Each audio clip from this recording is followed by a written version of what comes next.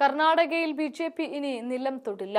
കർണാടകയുടെ മണ്ണിൽ എന്നേക്കുമായി ബി.ജെ.പി. ഇല്ലായ്മ ചെയ്യാനുള്ള വെടിമരുന്നാണ് കോൺഗ്രസ് കൊണ്ടിട്ടിരിക്കുന്നത്.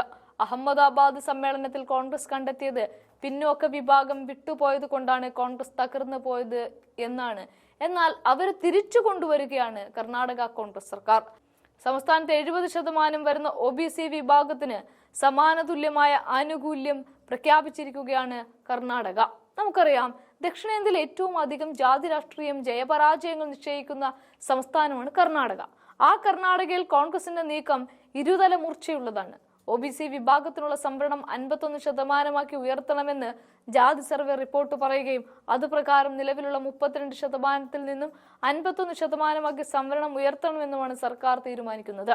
ബി.ജെ.പിക്ക് തന്നെ പ്രതിപക്ഷം എന്നുള്ള നിലയിൽ ഒരു അഭിപ്രായം പറയാൻ പോലും കഴിയാത്ത അവസ്ഥയായി മാറിക്കഴിഞ്ഞിരിക്കുകയാണ്.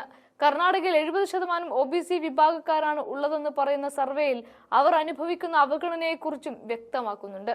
അതുപ്രകാരം കർണാടകയിലെ വിദ്യാഭ്യാസ സ്ഥാപനങ്ങളിൽ OBC വിഭാഗത്തിനുള്ള സംവരണം 51% ഉയർത്തണമെന്നാണ് സർവേയിൽ പറയുന്നത്. അതായത് ഇന്ത്യ മുന്നണി ഭരിക്കുന്ന തമിഴ്നാട്, ജാർഖണ്ഡ് തുടങ്ങിയ സംസ്ഥാനങ്ങളിൽ നിലവിൽ 69%, 77% സംവരണ പിന്നോക്ക വിഭാഗക്കാർക്ക് സംവരണം നൽകുന്നുണ്ട്. അത് തന്നെയാണ് അവരെ വീണ്ടും അധികാരത്തിലെത്തിയിരിക്കുന്നത്. ഇന്ദിരാഗാന്ധിയുടെ കാലത്ത് പിന്നോക്ക വിഭാഗവും ദളിതരുമായിരുന്നു കോൺഗ്രസിന്റെ ശക്തി. കോൺഗ്രസ് 2/3 ഭൂരിപക്ഷത്തിൽ അധികാരത്തിലെത്തിയ 1984 മുഴുവൻ പിന്നോക്ക വിഭാഗങ്ങളും കോൺഗ്രസിനൊപ്പമായിരുന്നു. എന്നാൽ 1990 VP സിംഗ് കൊണ്ടുവന്ന മണ്ഡൽ കമ്മീഷൻ റിപ്പോർട്ടിനെതിരെ രാജീവ് ഗാന്ധി അടക്കമുള്ളവർ നിലപാടെടുത്തതും അദ്ദേഹത്തിന്റെ മരണശേഷം പൂർണ്ണമായും പിന്നോക്കക്കാരെ കൈയൊഴിഞ്ഞതുമെല്ലാം കോൺഗ്രസിനെ തകർക്കാൻ ഏറെ സഹായിച്ചു.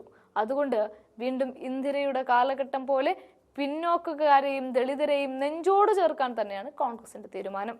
അത് കർണാടകയിൽ നിന്ന് തുടങ്ങുകയാണ് കോൺഗ്രസ്. കർണാടകയിലെ ആകെ ജനസംഖ്യയായ 5.98 കോടിയിൽ 4.16 കോടിയാണ് OBC വിഭാഗക്കാർ.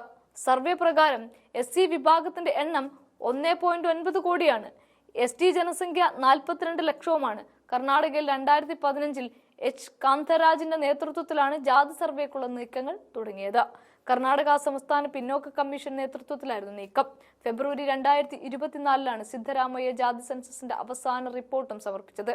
ആ റിപ്പോർട്ടിന്റെ അടിസ്ഥാനത്തിൽ OBC സംവരണം വരുന്നതോടെ 70% പിന്തുണ പൂർണ്ണമായും നേടുകയാണ് കോൺഗ്രസ്.